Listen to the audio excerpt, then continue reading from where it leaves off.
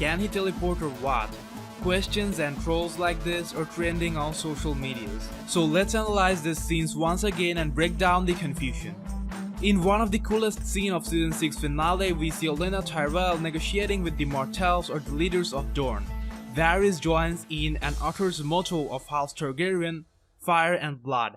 That scene ends there. What we understand from it is Varys had already formed an alliance with the Mortals and he has a good understanding with Olenna Tyrell. So deal done.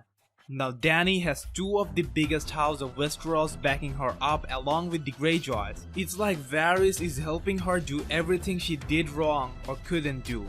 If you think about it, Varys is the root reason behind Dany being in such a strong position. Hand of the Queen, Tyrion is here only because of Varys. And now he adds two powerful houses to the army, so cheers for Varys. Now, cutting to the next epic yet controversial scene where Varys appeared. In the last scene of the finale, we see Dany and her army marching towards Westeros with their ships and dragons. The CGI was just top notch, 10 out of 10 from the fan guy. On one of the ships, we saw Daenerys along with Tyrion, Grey Worm, Missandei and Varys. And this is where everyone goes insane. Reports have it people around the world are finding it hard to sleep just because of this confusion. What are they doing? Is this the start of the fall of Game of Thrones? Well, luckily that's not the case. First thing first, from the information and hints we got from the last scene, it looks like Varys never traveled back to Meereen. Why would he? Just think about it. Why Varys along with the Mortals and the Tyrells would travel halfway around the world to Meereen? Just to come back again to the same path? Instead, they sent words to Meereen. So Dany actually sailed towards Westeros, finalized alliance with Mortals and Tyrells, and picked them up along with Varys. Supporting this statement, if you look at this scene carefully, you can see that there are quite a few ships with the Dorne symbol or the House Mortel symbol sailing along with them. Of course, there's a time jump of a few weeks or a required amount of time. The scene confirms a time jump. They could by no means organize and start the journey if there's no time gap between the scenes. Also, you can see each and every ship has the Targaryen sails on it.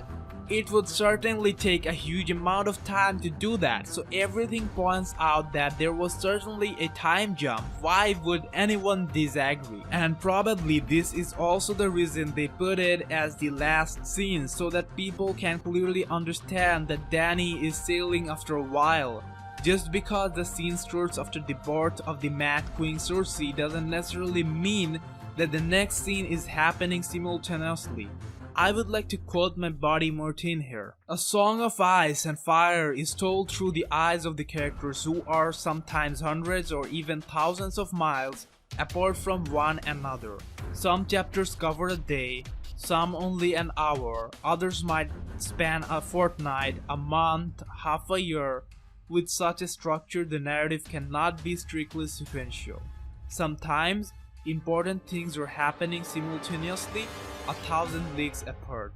So the verdict is there has surely been a time gap, probably of a few weeks, and it is very certain that Varys didn't travel back to Meereen but Dany came to Westeros.